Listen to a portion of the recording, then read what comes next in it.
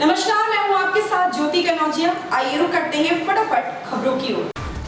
प्रधानमंत्री नरेंद्र मोदी के 2022 में होने वाले पहले विदेशी दौरे का शेड्यूल आ गया है। विदेशी मंत्रालय के मुताबिक रूस यूक्रेन युद्ध के बीच पीएम मोदी 2 मई से 4 मई तक यूरोप के दौरे पर रहेंगे। वह जर्मनी, डेनमार्क और फ्रांस का दौरा करेंगे और इन देशों के राष्ट्राध्यक्षों से मुलाकात करेंगे। बताया गया है कि मोदी जर्मनी में चांसलर ओलाफ शोल्ज के साथ द्विपक्षीय वार्ता करेंगे। इसके अलावा वह भारत जर्मनी के बीच 6वीं अंतर सरकारी बैठक में भी हिस्सा लेंगे। यूपी के मऊ जिले के ग्राम सभा कोपा कोहना में बीती रात आग ने तबाही मचाई। गांव स्थित एक आरओ प्लांट में शॉर्ट सर्किट से आग लग गई। आग की चपेट में आकर 3 सिलेंडर बारी बारी से फट गए। सिलेंडरों के धमाके से पूरा इलाका दहल उठा। करीब 3 घंटे बाद आग पर काबू पाया जा सका।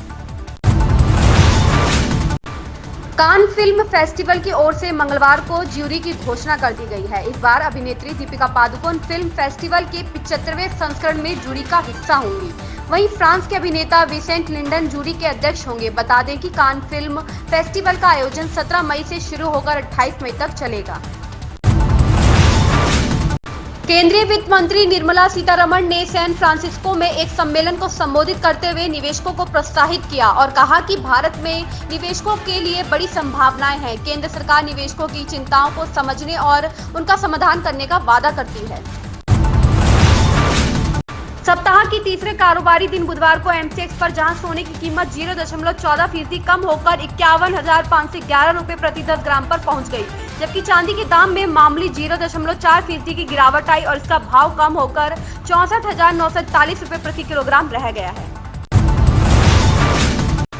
सुप्रीम कोर्ट के आदेश का जिक्र करते हुए स्वामी आनंद स्वरूप ने कहा कि डाडा जलालपुर में धर्म संसद नहीं बल्कि महापंचायत हो रही है। प्रशासन धारा 144 लगाकर मामले को तूल और विवाद को जन्म दे रहा है।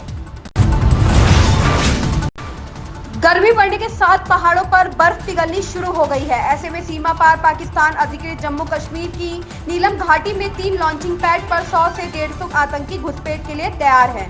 बदली हुई परिस्थितियों में श्रीनगर से 140 किलोमीटर दूर केरन सेक्टर में घुसपैठ रोकने की सेना के लिए चुनौतियां बढ़ गई हैं। बलूचिस्तान व थार मरुस्थल की गर्म पश्चिमी हवाओं की वजह से भीषण गर्मी और लू के थपेड़ों का सामना करना पड़ेगा। हालांकि बीच बीच में आंधी या अंधेर चलने की संभावना बन रही है।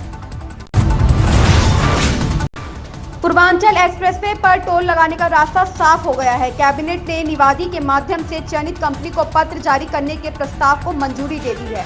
इसके तहत चयनित कंपनी पहले साल यूपीडा को 222 करोड़ रुपए देगी। 1 मई से टोल टैक्स लगाने की तैयारी चल रही है। हालांकि इस बाबत वित्त मंत्री सुरेश खन्ना ने कहा कि जितनी जल्दी संभव होगा उतनी जल्दी टैक्स वसूली प्रारंभ होगी।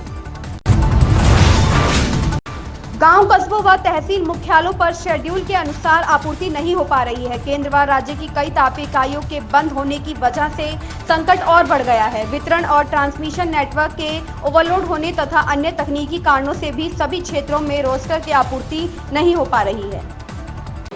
इन खबरों में बस इतना ही। धन्यवाद।